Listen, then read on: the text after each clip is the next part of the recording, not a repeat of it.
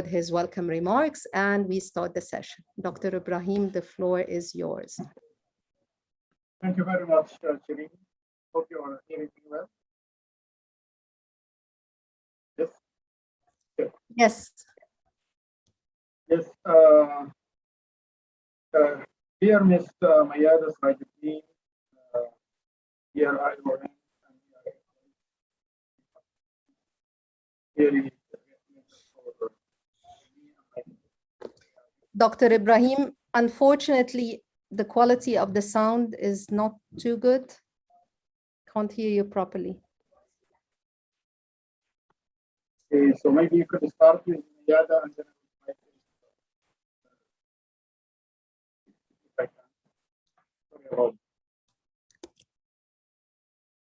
Okay, we will start with Mayada and then go back to Dr. Ibrahim's opening remarks.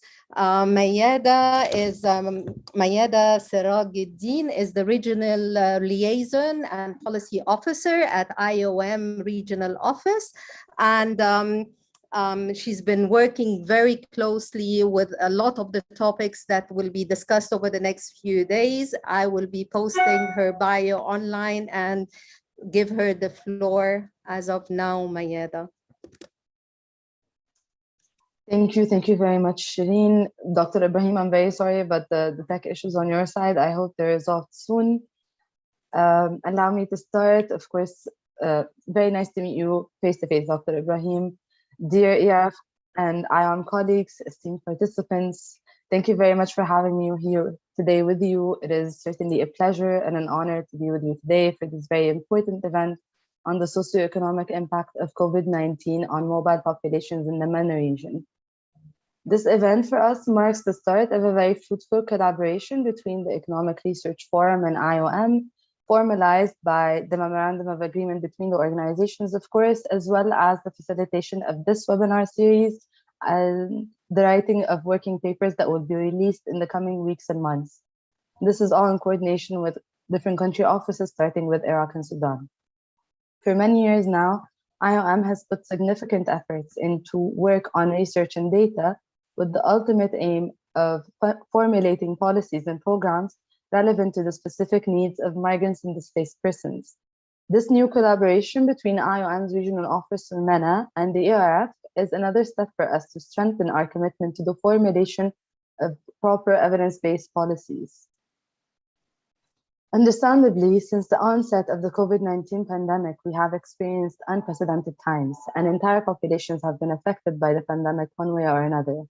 Amongst them, migrants and displaced persons lie at the heart of the region and at the forefront of the COVID-19 response, as many migrants are in the front line working in health systems and contributing to meeting the basic needs of everyone else.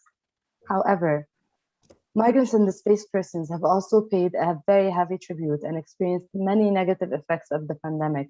Some of them have been stranded in host countries for long periods of time, or they have lost their income-generating activities, or have even been unable to either send or receive their remittances, all due to the mobility restrictions and/or border closures. Amidst these changes, the IOM Regional Office for MENA, and more specifically, the team of the Regional Data Hub, created a research tool to systematically assess how and to what extent COVID-19 affects the socioeconomic outcomes of mobile populations across the region. In using this tool, IOM offices across MENA have conducted assessments on socioeconomic impact of COVID-19 in several countries in the region, including Libya and Sudan. Throughout organizing this event, we hope to reflect upon these assessments conducted by IOM, but also to take stock of the rich work conducted by other organizations on this very important topic. And in doing so, we hope to achieve the following objectives. Number one is to take stock of data available on this topic within the region, and to determine what data gaps may exist out there and how they should be filled in the future data collection efforts. And number two is to aim to discuss potential recommendations to improve the socioeconomic situation of mobile populations throughout the region, especially in these unprecedented times. And with these objectives in mind, I would really like to thank all the speakers and researchers who will intervene in the coming 4 days for all your hard work, for your commitment, for your contribution to strengthening the evidence-based policy on this topic, and of course for doing it with a lot of passion and zest. Once again, I'm terribly sorry I went first. Thank you very much, Dr. Ibrahim and Shireen, for your kind welcome. I'll return the floor back. Thank you very much for all. Thank you very much, Mayeda. Dr. Ibrahim, would you like to have the floor? The problem is there. Would you want me to connect? I'll connect over the phone, and so we can have a clearer sound. Okay, sorry about this. Let me.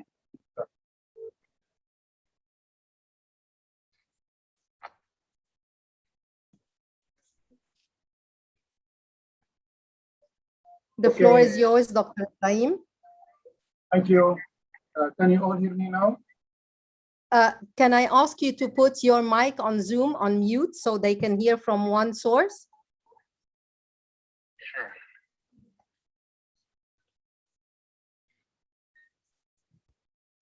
Namis, is there clarity of sound? Dr. Ibrahim, can you go? Can you hear me now?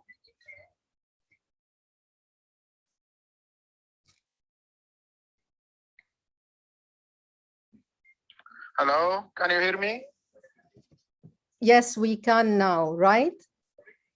Okay, once more, I'm sorry about that.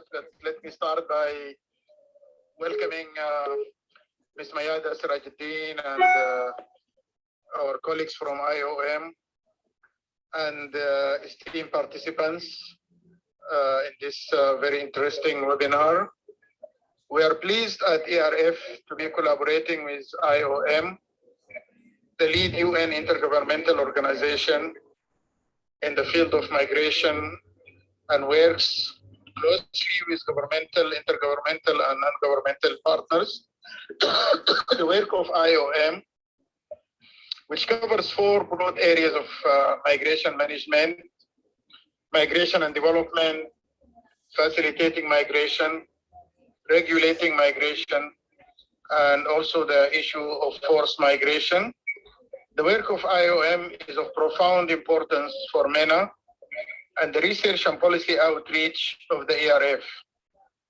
Unfortunately, in view of being a region of conflicts, as well as a passage for refugees seeking safer and economically more rewarding havens from sub-Saharan Africa, ERF has taken a keen interest on the issues associated with refugees and internally displaced people. In this context, we have done a major labor market survey covering Syrian refugees in Jordan, which produced a critical mass of research papers, policy briefs, and blogs that have had a major policy impact on the policy debates in the host country of Jordan. ERF has also sponsored other studies covering the conditions of Syrian refugees in Lebanon and Turkey. We also produced a major report in collaboration with the Euro-Mediterranean Forum of Economic Institutes for the EU on Arab refugees. On the other front, regarding COVID, ERF has also done surveys on the economic and livelihood impact of COVID-19, covering households in 5 Arab countries: Egypt, Jordan, Morocco, Sudan, and Tunisia.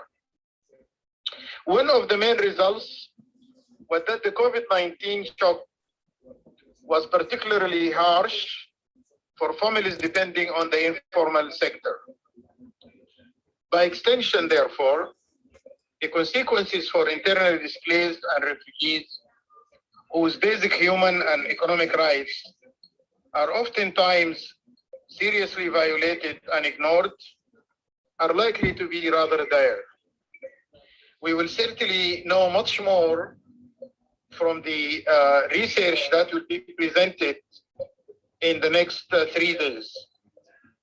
I really look forward to continue our collaboration with IOM and the scholars and commentators and researchers participating in this webinars, and looking forward to produce research that is rigorous and it is all right, but also highly policy relevant to address the issues associated with refugees and internally displaced population in view of the importance of this issue for our region.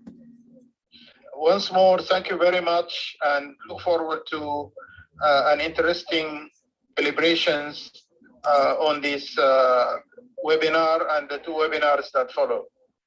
Thank you very much. Thank you, Dr. Ibrahim.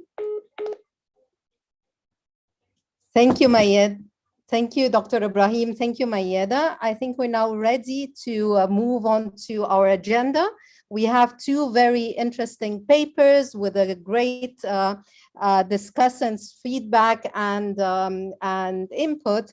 The first one is going to be about migrants' access to healthcare and opinions on COVID-19 vaccination in Libya and Sudan. Joris Jordan from the IOM Regional Office, MENA, will be presenting the paper, and Dr. Abdelhadi El-Tahir, Senior Health, Reproductive Health and Women Rights Expert, will be providing the discussants, would be the lead commentator on the paper. With that, I give the floor to Joris to present the paper. Thank you very much, Shireen and Dr. Ibrahim and Mayada for your introduction. It's a real pleasure for me to present today and to see that after all our weeks and months of preparation, our joint event is taking place. So my presentation looks at migrants' access to healthcare since the COVID-19 pandemic started. And in particular, I will look at the cases of Libya and Sudan, where IOM conducted in-depth assessments looking at these questions. Next slide, please. So my presentation today is divided into two main parts. So first, I will introduce the research framework that the regional office of IOM developed to study the socio-economic impact of COVID-19 in the Middle East and North Africa region. And after that, I will delve into the results from IOM assessments with a focus on the health of migrants. Next slide, please. So let's start with our research framework. So after the start of the pandemic, our team within the regional office, the regional data hub, started a research stream on the socio-economic impact of COVID. And our guiding question was the following: how and to what extent does the COVID-19 pandemic impact the socio-economic outcomes of migrants and displaced persons in the Middle East and North Africa? In this question, the how part, so the first word, refers to the qualitative aspect, meaning that we want to investigate the new tendencies and the new trends that we can observe since the start of the pandemic. Then the expression to what extent refers to the quantitative aspect, meaning to what extent can we observe these new trends and tendencies. Next slide, please. To answer our research question, we have created an analytical framework that was inspired by the UNDP framework to assess the socio-economic impact of COVID-19. This framework contains 6 pillars. So the first one focuses on health. We have the second one that looks at access to protection and basic services. Number 3 and number 4 look at the impact of COVID-19 on several aspects, on several economic aspects, including employment, remittances, and also impact of COVID-19 on small and medium enterprises. Pillar number 5 looks at social cohesion, at the impact of COVID on social cohesion, and the final pillar looks at mobility, and it was added by IOM in line with our organization's mandate. The presentations today will only focus on pillar 1, because this webinar focuses on health. However, if you're interested in learning more about the impact of COVID-19 on other pillars, I highly encourage you to register for the later sessions of this webinar series, because the speakers will have some very interesting insights on each of the topics included in these pillars. Next slide, please. So for each pillar, we defined a list of indicators and we tried to determine what exactly is the impact of COVID-19 on each of these indicators. So for the health pillar, we look at 3 indicators, namely, so first, access and presence of functional health services, then awareness and interest in COVID-19 vaccination, and the indicator number 3 is on the impact of COVID-19 on health outcomes. So one key added value of using this indicator bank is that first, we can pick and choose relevant indicators to study in each country based on the contextual, based on the context. But also we can use the same indicators in different countries, and that way we're able to compare the results between each country. Next slide, please. So now that you're more familiar with the framework that we used, I can move to the second part of my presentation, presenting the results related to the health pillar with a focus on Libya and Sudan, where we conducted in-depth assessments. That's on the next slide, please. But before presenting our results, I just want to say a few words on the methodology that we use in both countries. Let's start with Libya. So the study was conducted by IOM Libya in collaboration with a consulting group that's named Voluntas Advisory. And in this assessment, the research team conducted a survey of about 300 respondents. And the research team also conducted interviews with 50 key informants. As you can see in this map, people interviewed came from the west, the east, and the south part of the country. And respondents came from several countries of origin, including Sudan, Egypt, Niger, Nigeria, and Chad, and they were of different age groups and sex. The survey was conducted last January 2021. Next slide, please. In Sudan, the assessment that we conducted was also mixed methods, with a survey sample of 900 respondents, and 30 key informant interviews were also conducted. The assessment was conducted in the eastern part of the country, so in the states of Kassala and Gedaref, which are located, as you can see on the map, at the border with Eritrea and Ethiopia. And the migrants that were interviewed came from both of those countries. The data was collected last July. And in Libya and in Sudan, we used the same indicator bank, meaning that we asked the same question, and therefore that to some extent, we're able to compare the results between both assessments. This is the topic of the next slide. So now moving on to the results. As previously mentioned, our first indicator in the research framework looks at access to healthcare and health services since the start of the COVID-19. So under this indicator, we asked the following question: since the start of the COVID-19 pandemic, have you been able to access healthcare when you needed it?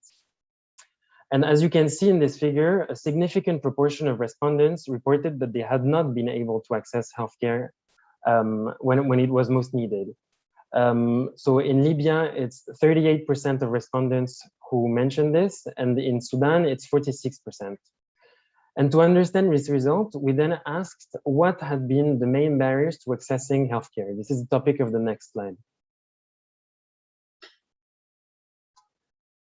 So the respondents mentioned 3 main barriers to accessing healthcare since the start of the COVID-19 pandemic. The first one is that healthcare is expensive and they struggled to pay for the fees when they consulted medical staff. This is what we see in this figure also. In Sudan, it was reportedly particularly problematic with about 2/3 of respondents, so 67%, who mentioned this issue.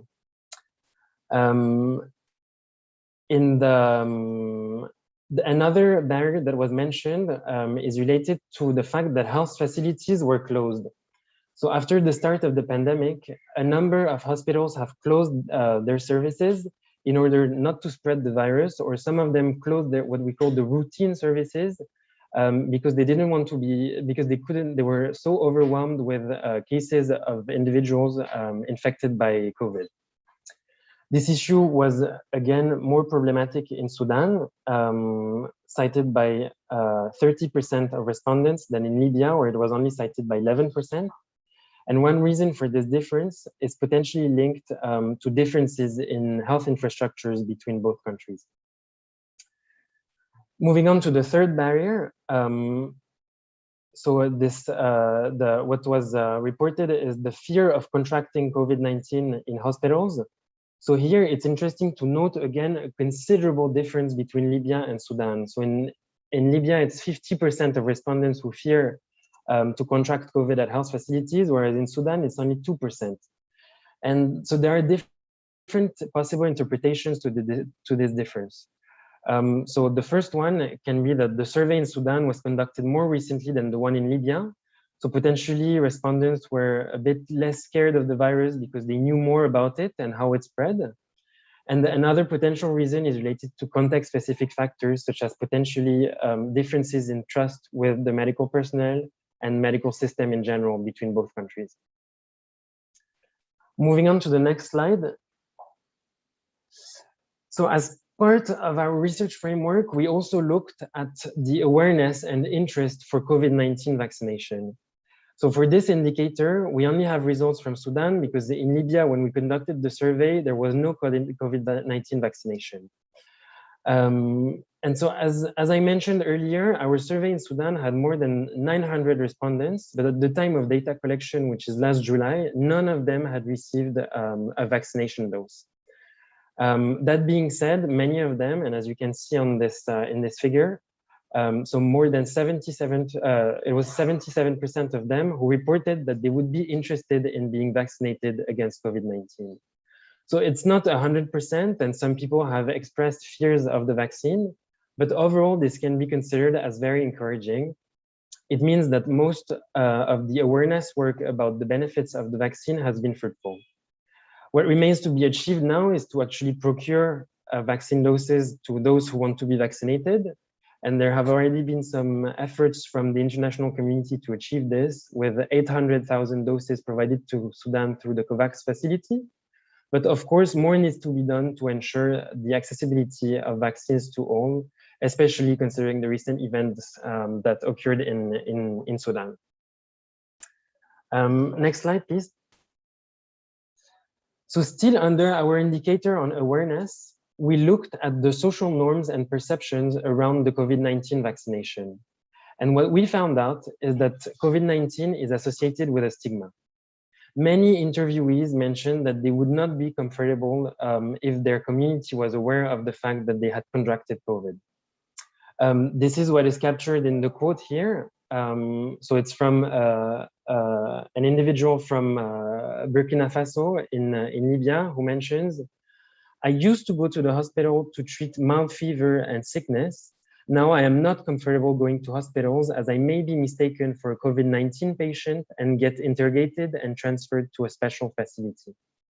In Sudan, we had similar results where some people mentioned that they wouldn't like their community to know that they have COVID because they would be scared that they would be accused of bringing COVID from their country to their host country. And I mean, although we don't have quantitative data on this issue, it is likely that some migrants are not reporting themselves when they are infected by COVID. And that creates a double risk, one for themselves because they're unlikely to get adequate treatment in those conditions, but also a greater risk to contaminate others. In turn, this means that the awareness work around COVID-19 that is conducted by humanitarian organizations should also try to address the stigma that is associated to the virus. Next slide, please. Before concluding, I would like to mention briefly this number that came out from our assessment in Sudan. It's the fact that 67% of respondents agreed with the statement that migrants' health outcomes are more affected by COVID-19 than the rest of the population. This number suggests that all the barriers that we mentioned earlier, whether they are economic, social, or financial, they ultimately have an impact on the health of migrants, and that as organizations providing assistance to migrants, we need to ensure that these barriers are dealt with to decrease migrants' vulnerability to negative health effects of the pandemic. So as a conclusion on the next slide, I would like to bring to your attention 4 key takeaways from this presentation. So the first one is closely related to the point that I made in the previous slide. So it's the fact that migrants' health outcomes are driven by socio-economic factors, and therefore that that the UN, that IOM and the UN in general, as organizations whose mandate is to provide assistance to migrants, we need to ensure that the barriers to accessing healthcare are dealt with in our programming. The second point I would like to raise is the fact that if the effects of COVID-19 differ significantly according to population types and to geographies. So this is something that we've seen throughout the presentation. The results differ significantly between Libya and Sudan. And also, if you read our assessments, which are disaggregated by migration status, you will see that the outcomes for IDPs, so internally displaced persons, for labor migrants, for seasonal migrants are different. So this is closely related to the third point I would like to make, which is the fact that we need to continue to collect data on this topic and to collect data, especially that is disaggregated.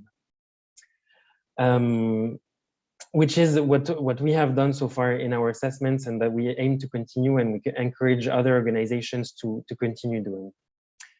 The final point I would like to make, and it is more of a question for us as researchers, is how can we adapt our research methodology to disentangle the long-term effects of COVID-19 and other challenges that migrants may face, such as inflation, for instance, or political instability or conflict. And this is very relevant in the context that we mentioned here in Libya and Sudan.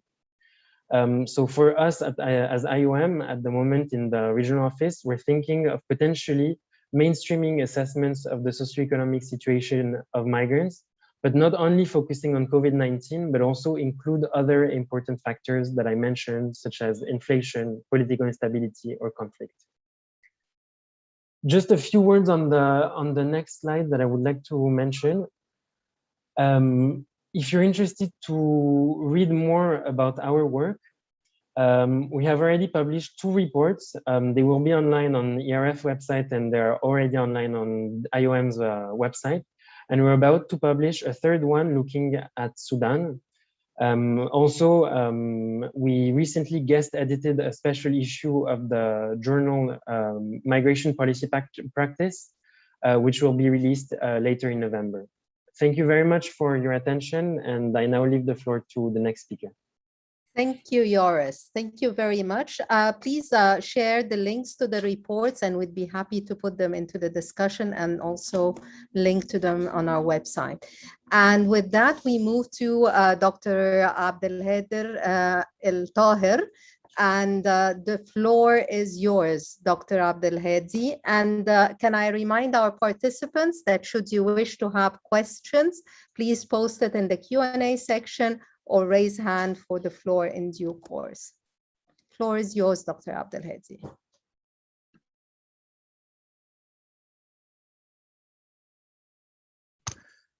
Thank you so much, Shireen, and thank you for ERF, Dr. Ibrahim Al-Badawi and Mayada, and all the staff of the ERF.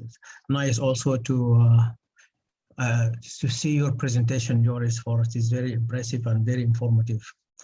I'm glad that really I appreciate that you invited me to be as a commentator for this presentation. And if I can see my presentation, see the first slide or? Can you share screen, Dr. Abdelhadi, please? Oh yeah, I thought that I shared it, okay.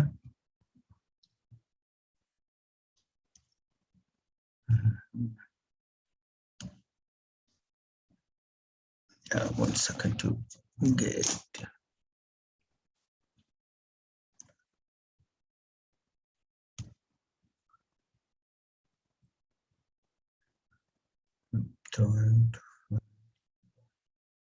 Sorry for that kind of technicalities. This was just on the screen.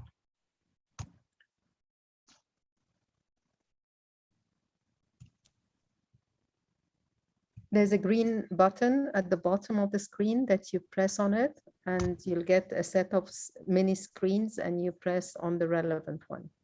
Yeah, that is what I'm trying to.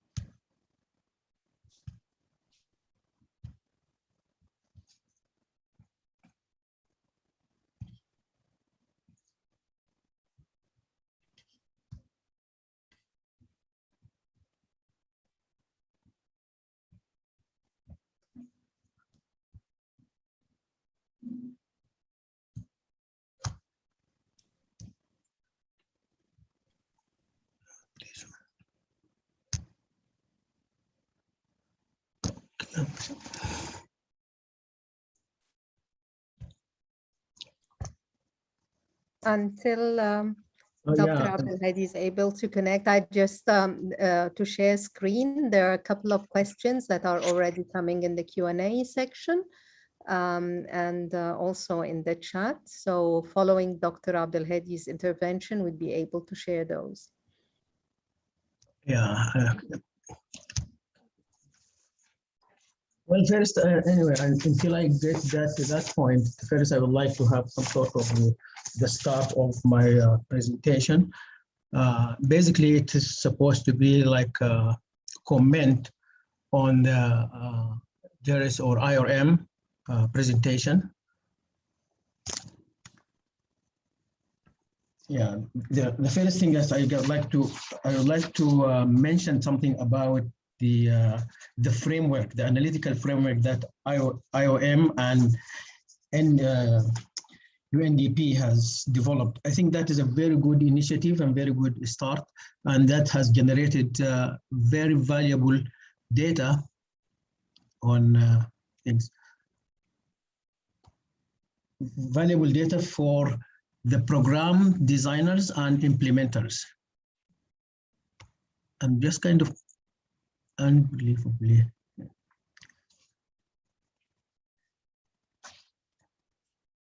Okay, that the presentation has generated key results for research, and I'm basically focusing on an area for the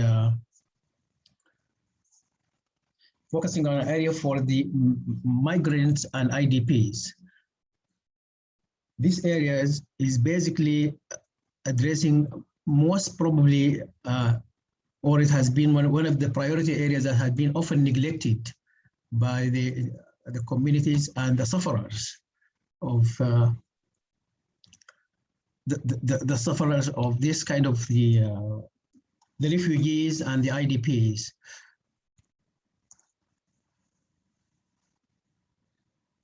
I have few remarks about some of the slides. In fact, I think for the framework, selecting health as pillar number one, that is a highly successful issue and kind of very impressive. I'm very impressed about that, and I think that is a good start to have success in that area. The second thing about the framework is also the pillars. The addition of the mobility pillars is also one of the critical areas that is kind of has very relevant to the situation of the refugees when they are in a camp.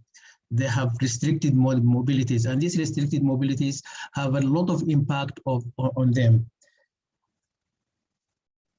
For instance, I have noticed that one of the slides, that's slide number 10, that is mentioning about the access of the refugees and the refugees and the IDPs, they find difficulty. For instance, in Sudan, there is mentioned about 64% And that is kind of one of the errors, I think. It's basically, it should be like 58 compared to the Libyan accessibility, which is 62%. So I think that slide also need to be updated or things like that for this.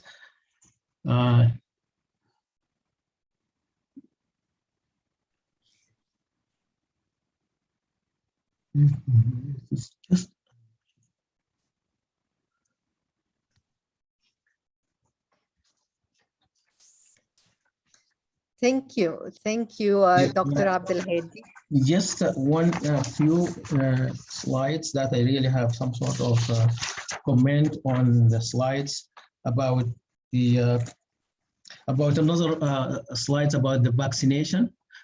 The vaccination, COVID vaccination, that showed like 77%, and that's as been mentioned in the presentation. It is quite significant, and that is, but the 23% needs some sort of more awareness and advocacy in that. Slide number 12 is one of the best slides that shows realistic cases in terms of discrimination and in terms of like the case of Libya and the case of Sudan from Eritrea. And stigma is one of the huge barriers. It is one of the huge barriers for the for this not only in the refugees, but also beyond the refugee situation. And this is kind of really one of the areas that sorry for this kind of confusion of the slides. But in terms of the conclusions, there are, I like what IOM has mentioned as a take-home message. That is kind of the message that to continue collecting data of these things. The only thing that I would like to highlight about this kind of presentation or conclusions is one of the areas that is being like kind of overlooked. The area of reproductive health urgent needs during movement of the urgent needs of reproductive health during the movement of the movement of migration or the IDPs. So in this mass movement, there is huge number, about 25% of this group moving from one place to another, or during this mass movement, 25% of them are women of reproductive health age. That's 15 to 49 years old. And among these 25%, 9% of them are currently pregnant. So there is a need to keep an eye on providing services for these kinds of this. And 5% of these pregnant women, they need cesarean section. So I would like to have some sort of a consideration for the issues of this reproductive health aspect. The other issue in these areas is the increase of gender-based violence for this kind of situation for the refugees and for the IDPs. That also needs to be considered. The IDPs and IGPs. The other thing is the increase of early marriage and early pregnancy. That also has increased of one of the harmful practices, and that has been noticed also in a number of areas or number of global considerations. I think I will, I would like to stop here, and then I will share with you my presentation that has been sent to you. I will send that to you guys. Excellent, excellent, excellent. Thank you very much, Joris, for the presentation. And thank you, Dr. Abdelhadi, ever so much for persisting despite the technical challenges. Links to the presentations are going to also be provided. So yes, please do share your presentation with us. And before we open the floor to discussion, we'd like to go to the presentation of our next paper on protecting health services and systems during the crisis, impact of COVID-19 on mobile and displaced populations. And we have our two authors and speakers, Dr. Samuel Okech and Dr. Ali Ardalan, and forgive me if I've mispronounced the names. The floor is yours.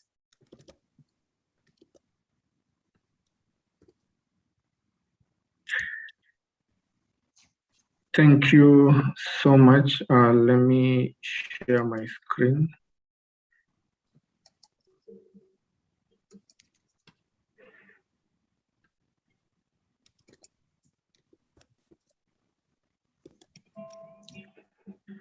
Are you able to see my screen? Yes, perfect. Okay. So colleagues, hello everyone, and thank you for joining the webinar. So I'll start the presentation by taking you through the PowerPoint presentation. Then my colleague, Dr. Ali Adilan from WHO EMRO will finalize the presentation by giving some comments and interventions from his side. So to start us off, I'll just give an overview, some background on the situation of COVID-19 in the region, and then you also look at the situation of COVID-19 vaccination, and then dig a little bit on the impact of COVID-19 on migrants, and then some of the joint works that IOM and WHO does, and then we finalize by looking at the policy recommendations. So in summary, this is the current situation of COVID-19 globally. As of yesterday, we already hit the 250 million mark in terms of case burden, with over 5 million deaths. In terms of distribution of disease, as you see in the epic curve that has been shown there, most regions were by last week recording a decline number of cases, except the European region. And now more specifically to the MENA region, as you can see in the epic curve, with the line in yellow showing a 7-day average, which shows a decline across the region. So for this particular epic curve, it's specific to the MENA countries. So talking about MENA, we talk about the 17 countries that fall within the IOM Middle East and North African region. So cumulatively now the cases are at around 8.7 million with over 138,000 deaths. So by yesterday, officially over 50.02% of the world population has now received at least one dose of COVID-19 vaccine, with over 7.2 billion doses being administered. But of concern is the low vaccine coverage in low-income countries, and I do believe we have a number of countries that fall within our region that falls within this particular bracket, as only 4.1% of the people in the region have received at least one dose. And if you look at the graph on my right, you see how heterogeneous distribution of vaccine coverage is. We have countries that have more than 80% coverage, as well as countries that still have less than 1% coverage. More specifically to doses being administered, again, the heterogeneous nature is still evident. As you can see, we have countries that have really done well in terms of having access or vaccinating, but we have countries like Yemen, Sudan, and Syria that still the number of doses that have been administered are very few. And specifically in the MENA region, full vaccination as of last week was at 85 million. Again, MENA region here refers to the 17 countries that falls under the IOM jurisdiction. Looking at partial and full vaccination coverage in the region, again, we note that low vaccine coverage is reported among countries that are regarded as low-income countries. And these are countries that from the arrangement, they solely or more or less rely on vaccine that is being provided through the COVAX facility.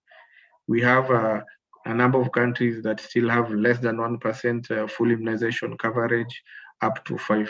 And regionally, we had a target of ensuring that by the end of September, we were to achieve at least 10% coverage.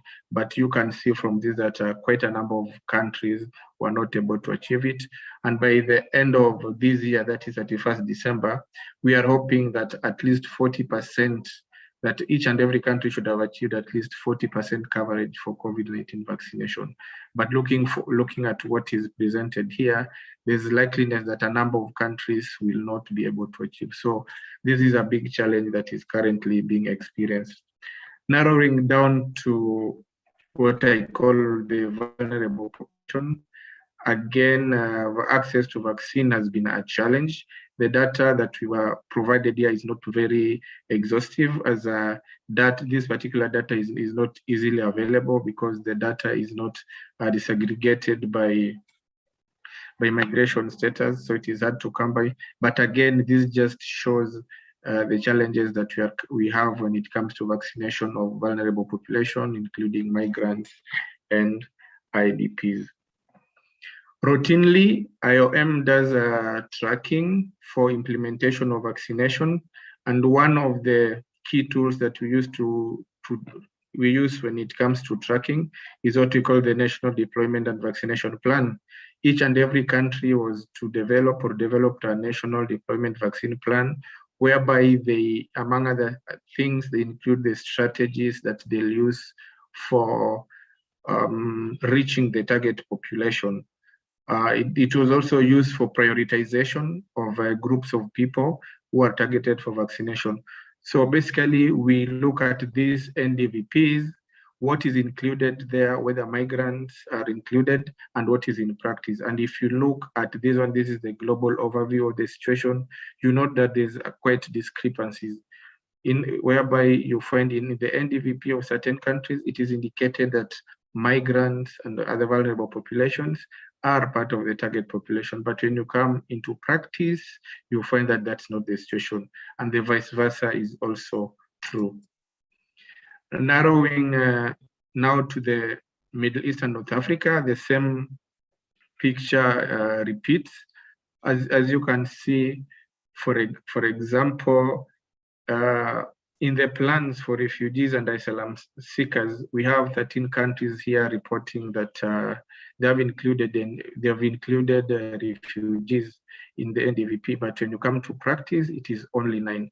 So this particular discrepancy is reflected globally as well as in the region, and it's a point of concern because at the end of the day, we need each and every person to get vaccinated. So before we dig deep into the impact of COVID-19 on migrants, we also just want to share some statistics that exist when it comes to refugees situation in the MENA region. We have majority of IDPs and refugees in the region, and we also host one of the countries that have the highest number of displaced people globally, basically. And as one of the previous presenters alluded to, we do have a big problem when it comes to handling this particular situation. The other background we would like to give is on the issue of migrant workers. So our region is home to over 46 million migrant workers. So the migrant workers here are of different typologies. We have both skilled and unskilled migrant workers who basically experience various challenges, ranging from access to health services, poor living conditions, and some also on their legal status based on the documentations they have. And now looking at the main topic for this particular webinar is the impact of COVID-19 on migrants. It's good to note at this particular moment that even before the COVID-19 pandemic, migrants, refugees, and internally displaced populations, they are vulnerable to various health conditions. And basically the pandemic just more or less made the situation more difficult. And one of the problems that the migrant face as a result of the COVID-19 pandemic is the disruption of health services.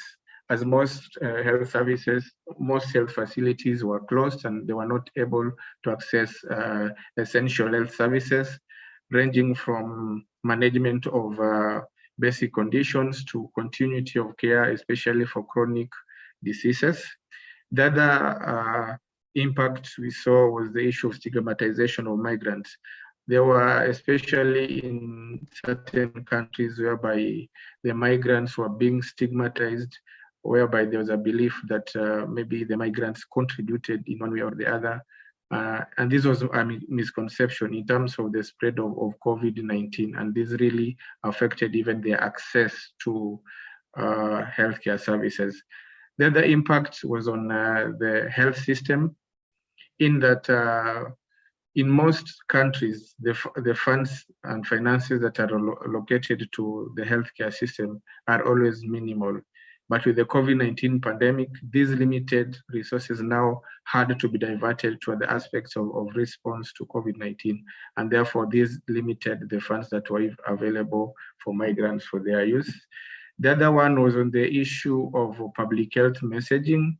We had challenges whereby some health messages that were being developed were developed in languages which the migrants were not able to understand. And this made it very difficult for migrants to get access to various health interventions.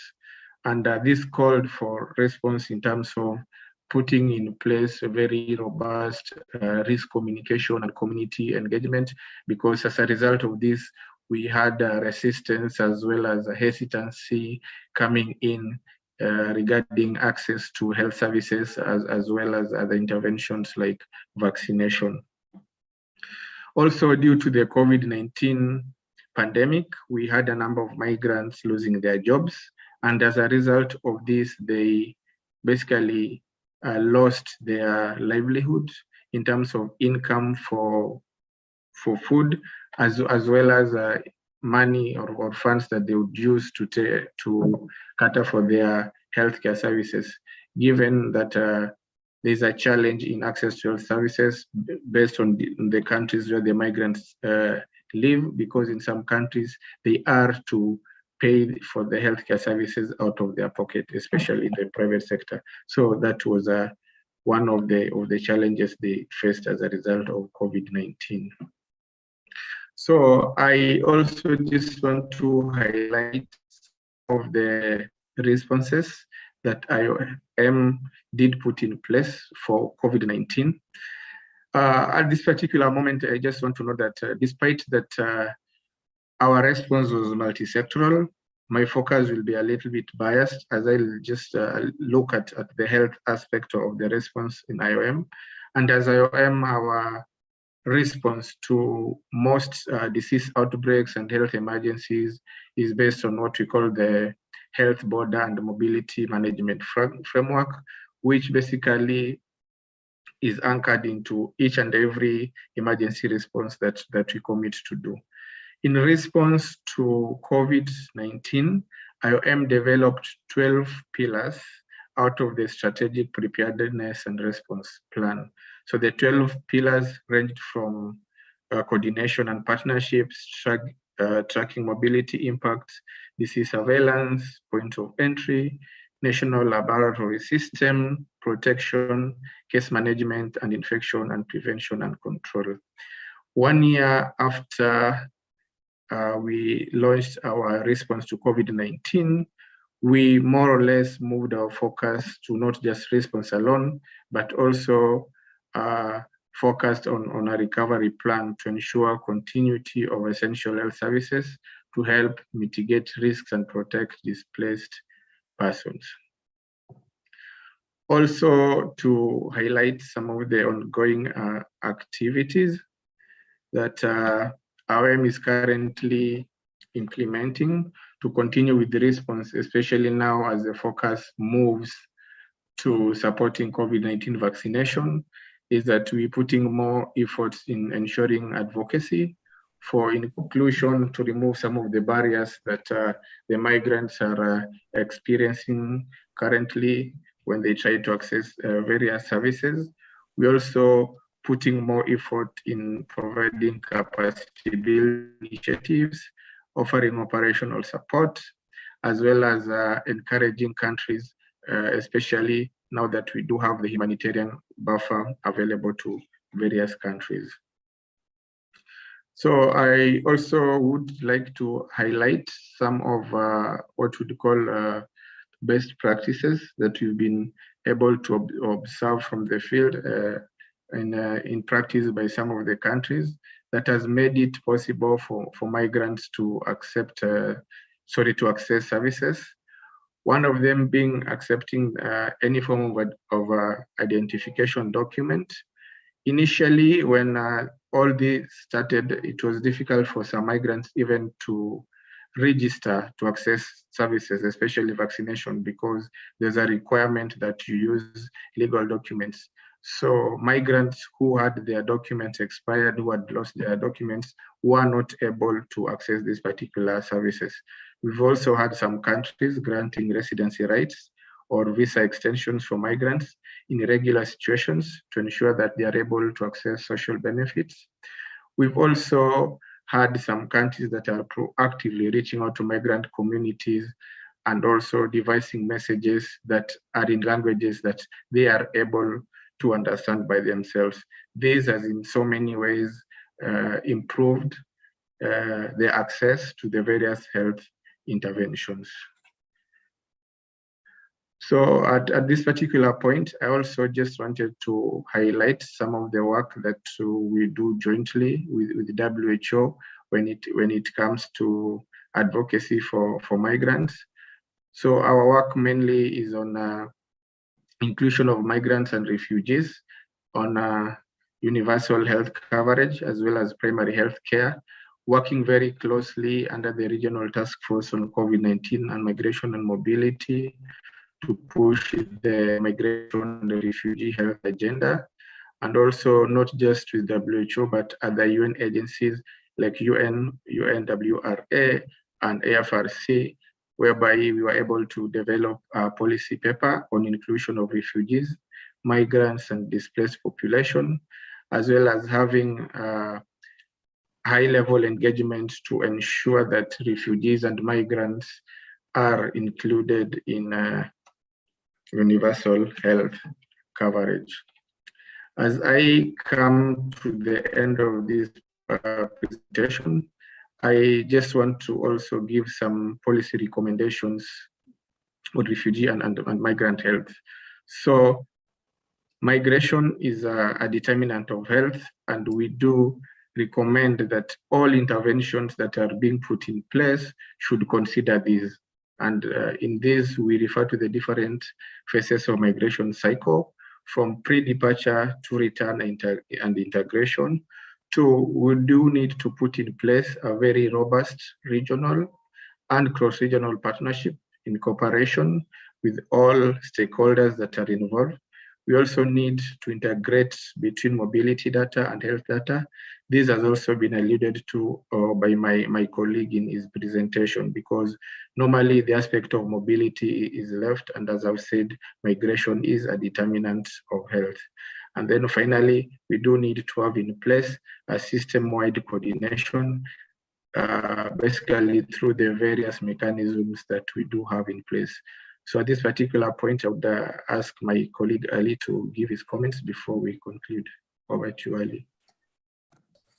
Thank you so much. May I request Dr. Ali I think we've taken quite a bit of time and we're a bit running late. So if I may ask you to be concise, to allow time for the lead commentator and the discussants, please. Sure, dear Shireen, that was my intention, actually. Thank you very much. Thank you so much. And thank you, Dr. Samuel, for the comprehensive presentation. That was excellent summary of the work that we are doing together.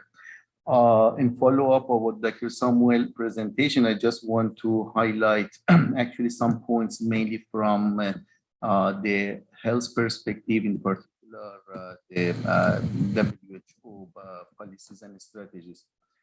The fact is that COVID has affected all elements of all societies, including health. And it is not only about the refugees and migrants, it's about the citizens of the country.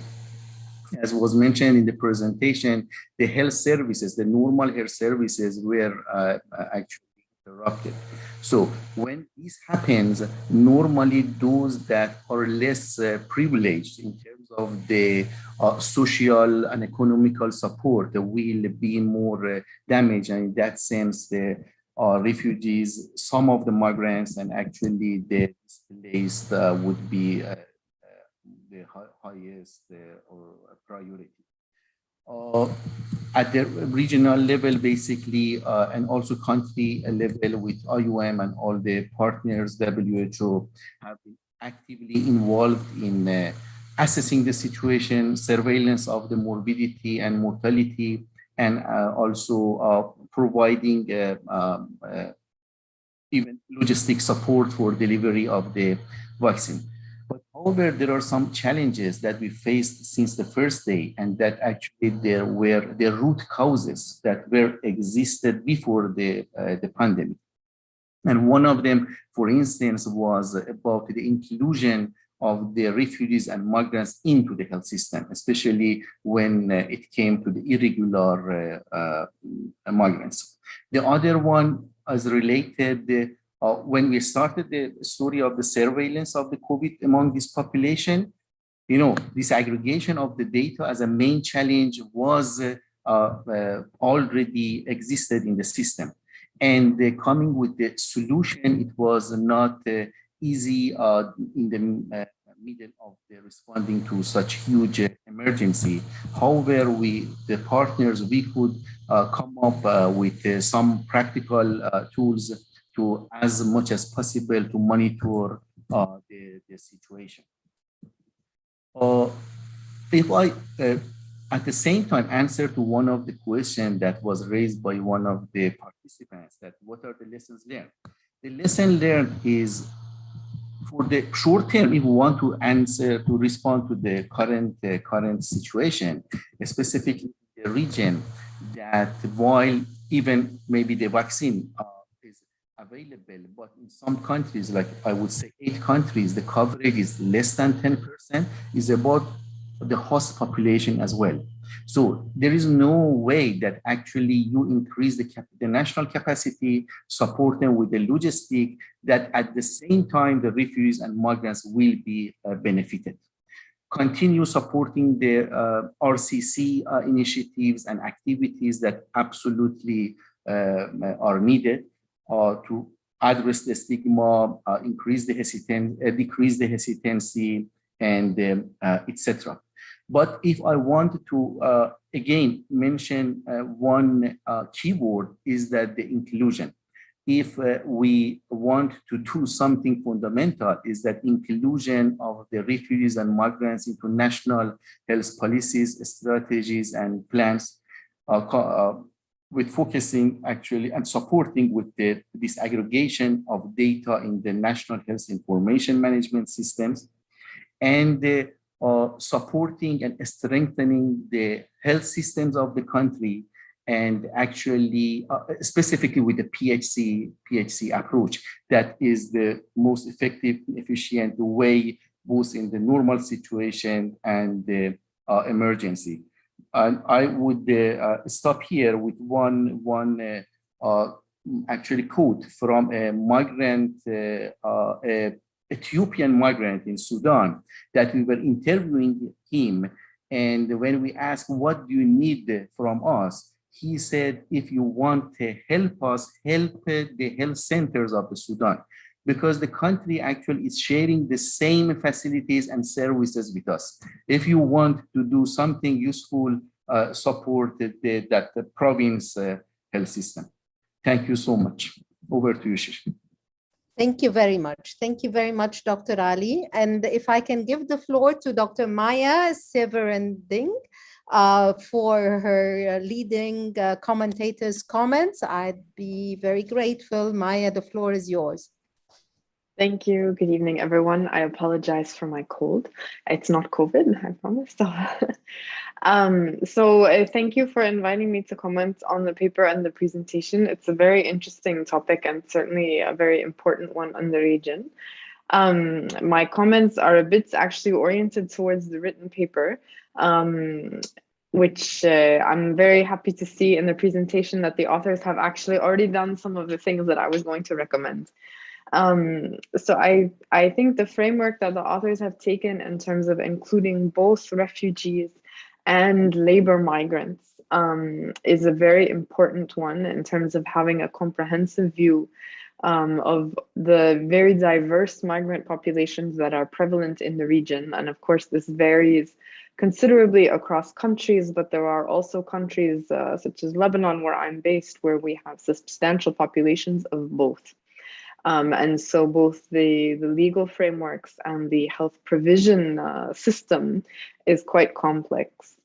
And so my main comment on the paper, which I think the authors have done very nicely and really interestingly in their presentation, is to, as much as possible, try to make sort of make the report data-driven with the disaggregated data that is available, because this is an incredible resource also for other practitioners and for other researchers in the region to have this consolidated in one place.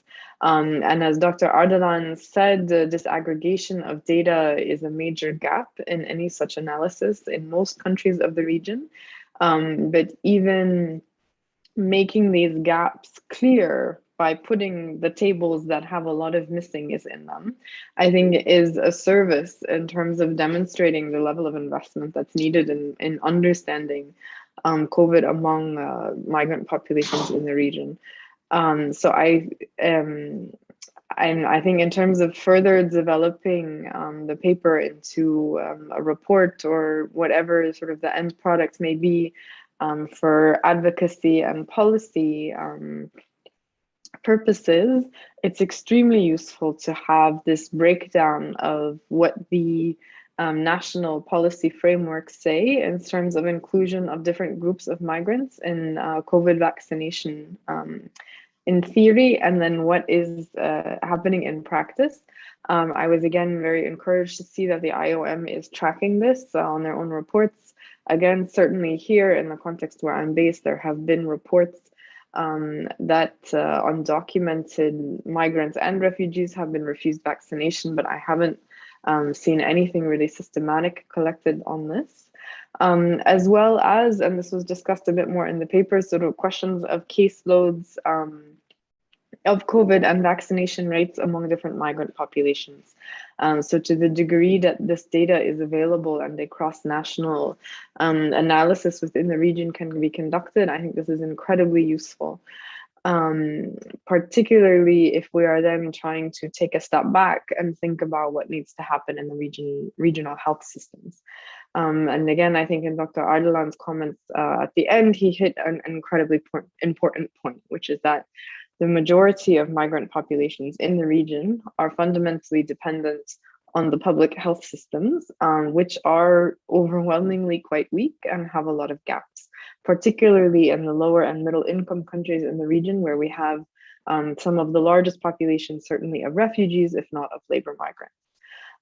And so better understanding the sort of where these gaps are in the provision, as well as some of the legal frameworks, is incredibly important for health system strengthening on a broader level, not only targeted towards migrant populations, but then also for the countries as a whole. Another point I wanted to raise, it was a bit more related to the paper than the presentation, was the consideration of what health outcomes we're talking about when we're looking at migrant health and COVID. So the presentation and pieces of the paper were quite focused on COVID itself and actually cases of COVID and vaccination of COVID, which is incredibly important. However, there was also a mention, which was less in the presentation, about the social determinants of health and other health outcomes, sort of knock-on effects of COVID in terms of population health. And I think that these are incredibly important to also keep in view, because these are ultimately gaps that are also related to fundamental weaknesses in the health systems, as well as other social determinants of health in the region. We know already from a wealth of research, primarily from outside the region, but increasingly from the region as well, that there have been widespread negative mental health effects of COVID on different groups. These impacts are quite varied. There have been high levels of job losses, of mobility restrictions, of inability to be reunited with families. I think that among refugee populations in particular, which are predominantly young in the region, we're likely to have seen a lot of school dropout. And all of these are factors that will lead to longer term health consequences well beyond COVID. And the ability of the health systems to deal with these consequences and to address them, particularly given that provision of health services for some of the refugee populations in the region is quite decentralized and is parallel between the public system, the private system, and sometimes UNHCR or UNRWA. It's very important that we be mindful of these longer term consequences and collecting disaggregated data on them to the greatest extent possible, recognizing not only that labor migrants and refugees, and again, I think in many contexts in the region, this distinction is more blurred than we usually tend to make it out to be when we use these terms. It's important to have this data disaggregated, not only for migrant populations, non-citizen populations in general, but recognizing that these populations themselves are very diverse. And that we have many countries where there are refugee populations from multiple other countries in the region, as well as large labor migrant populations, all of whom are subject to different legal regimes, sometimes different health provision regimes, and different socioeconomic circumstances. And so it's important that we, to the greatest extent possible, be considering the diversity within the migrant population as well as differences with the host countries. So I'm, again, just to wrap up, very pleased to see that the IOM and WHO are already working towards collecting this kind of disaggregated data and conducting surveys on this topic, as the previous presentation was also very interesting. So for this benefit of us all, please do publish it as much as possible. It's an incredible resource, I think, for both practitioners and for researchers in the region. Thank you, Maya, ever so much. And before I give the floor back to the speakers to address the issues that were put forward by our lead commentators, I would like our speakers to check out, please, the Q&A section. There are a series of questions that have been put forward, and there's also one question in the chat from Dr. Sumaya Bouchok, and a series of questions in the Q&A section from Dr. Amal Karaki. While I give a couple of moments to our speakers to look into these questions, I would ask Dr. Abdelhadi Al-Tahir wanted to share a 2-minute update on a particular issue that was meant to be in his presentation. Dr. Abdelhadi.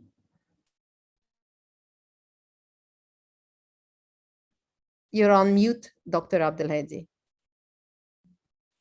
All right, thank you so much, Shireen, for giving me this opportunity to catch up again with the presentation.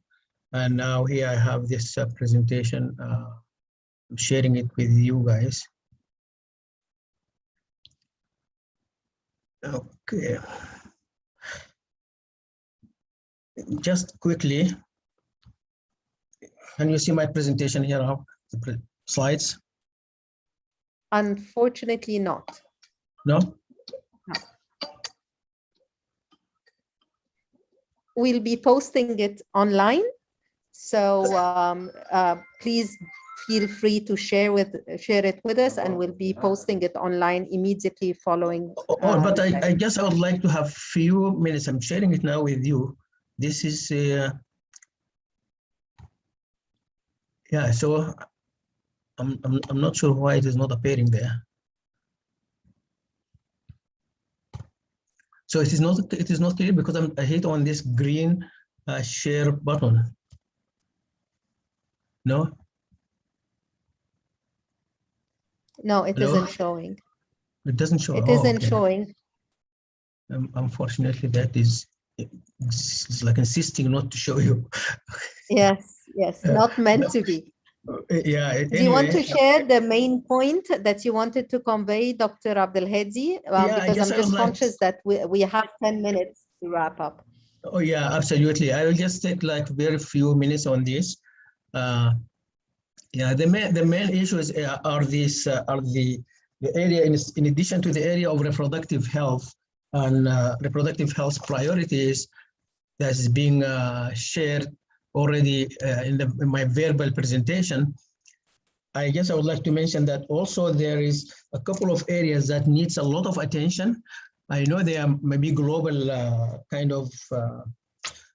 global of low staff, lack of ability of the staff, especially the area of mental health and the area of the psychological services. And unfortunately, during this COVID time, it is these areas have been, or these services has been interrupted and disturbed. So that's what I would like to add to what I have mentioned about the reproductive health gaps area, and that's kind of the areas that needs attention. Thank you so much for that. Thank you very much. Thank you very much.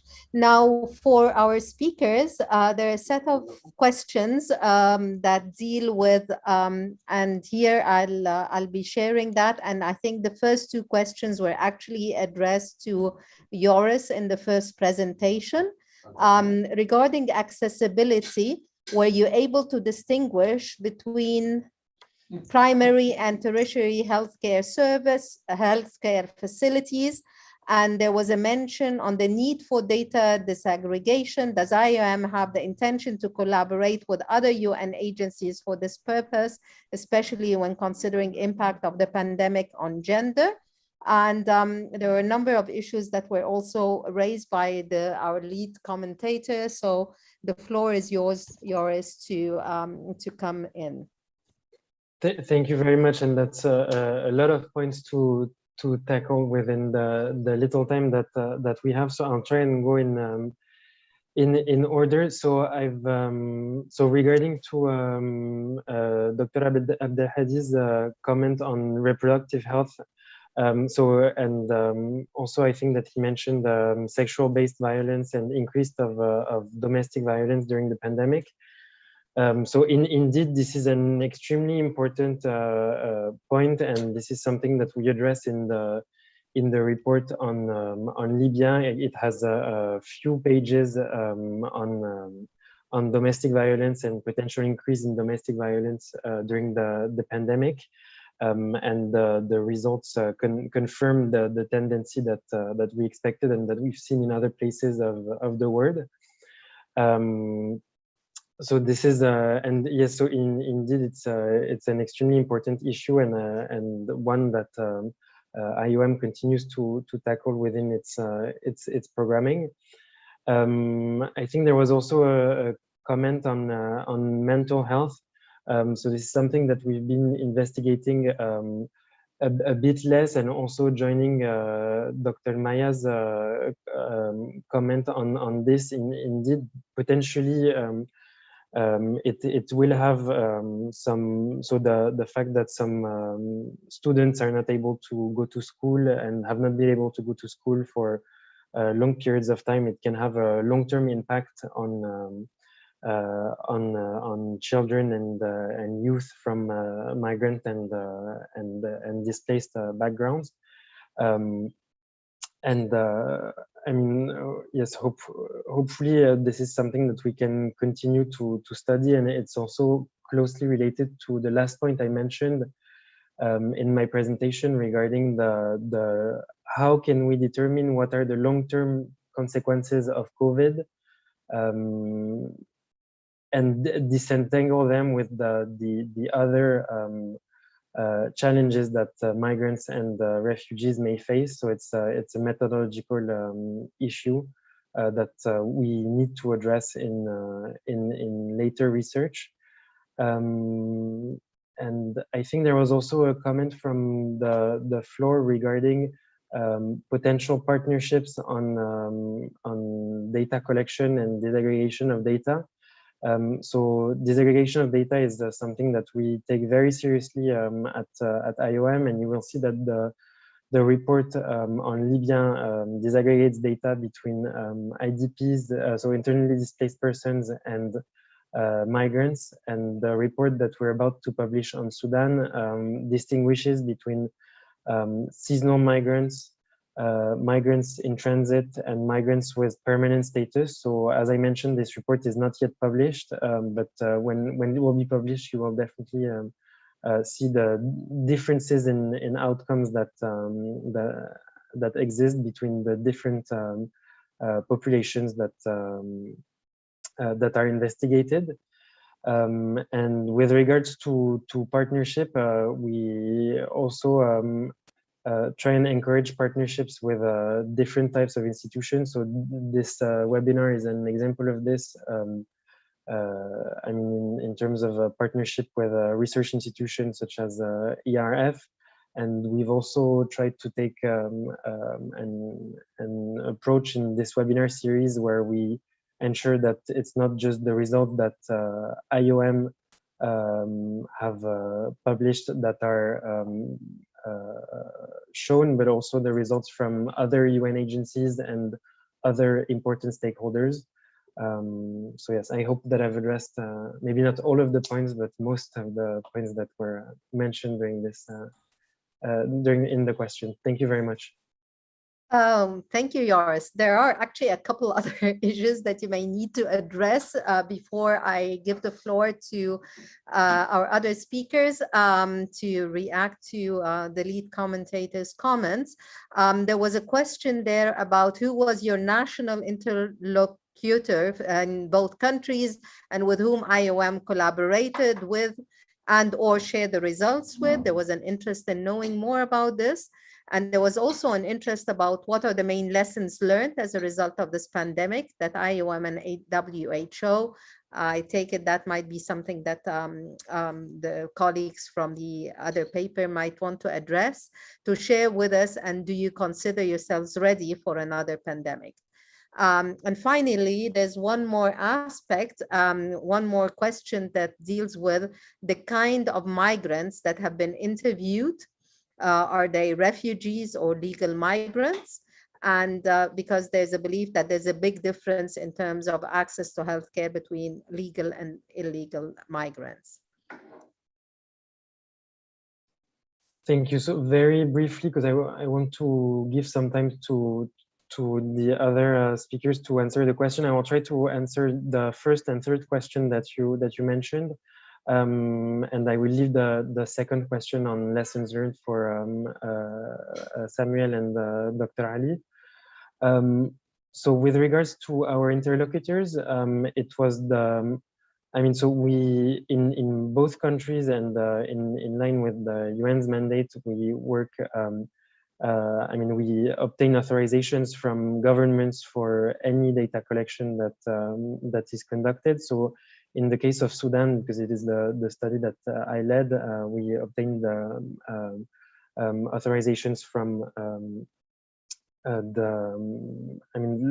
local interlocutors and the government partners.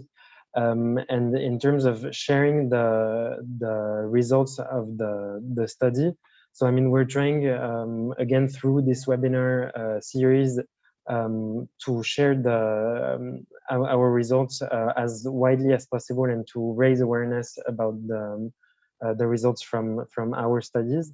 And beyond this, so on the Sudan study, which is not yet published, we hope to organize a presentation with the staff, so the enumerators that contributed to organizing the data collection, so that they can then also share the findings from the research that we conducted within their community. Thank you very much. And can I please give the floor to Samuel and Ali to react to the comments that were raised and address that final question?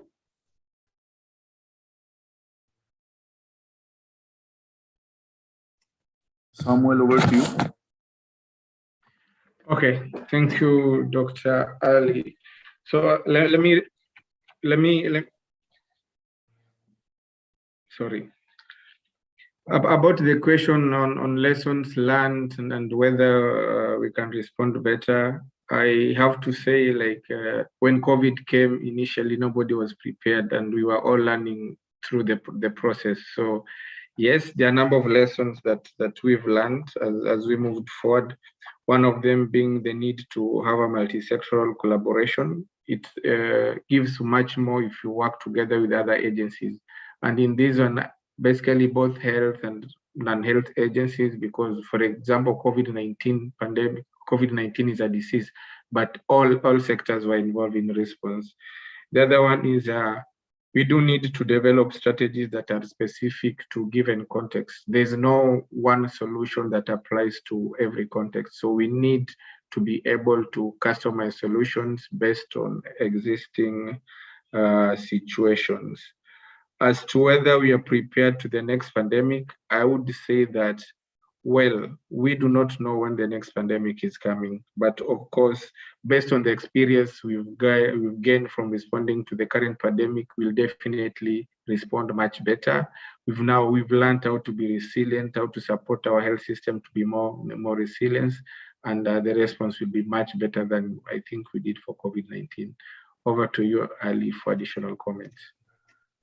No, thank you so much. Actually, the response to the lessons related to the lessons learned. Actually, everybody learned a lot from the health system perspective. The first one is that we need to strengthen the national health systems. The second one, we need to invest on essential public health functions. Those are the functions that actually will enable health system to function better. And it is beyond the Ministry of Health. It requires actually whole of society and whole of government support. We learned a lot about the importance of the engagement of the communities. We learned again, actually, that was a repeated lesson learned to the control of the pandemic, that vaccine is not enough. It cannot end the pandemic unless you combine that and support that with the social preventive measures. So, but if and organizational wise, we all learned a lot to how better organize ourselves to respond to a pandemic if again happens. However, are we ready or better ready? Actually, it's not easy to answer. Depends on the next scenario. The coming scenario, it would be which virus, where, the capability of the science to come up with the vaccine in 1 year, like we came in the case of the COVID. So it's not easy, but we learned a lot, and most of them are documented, and actually, inshallah, together we can better respond to any other problem in future. Over to you. Excellent, and I think it is the right note to close on to. Fantastic effort. There's a lot of appetite and need for data and more data, and having it centrally placed. So I think there is a strong need to avail this information, to avail this excellent work that's been done. I also shared what Dr. Ali had just sent me by way of a link to a regional course material that you might be interested in. We'll be placing all this information, including the links to the papers, on the website by updating the content. And I think closing on that very important question of, are we ready to the next pandemic, is something that we all ought to be thinking about as we struggle to survive this current one.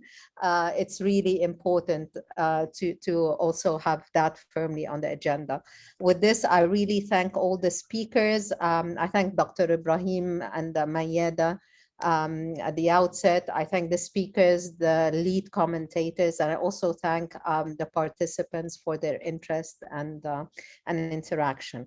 Have a good evening, everybody, and make sure we meet with you over the next few days. Pencil in 4 p.m. For our meetings, for more discussions of very interesting and much timely work. Thank you and good evening to all.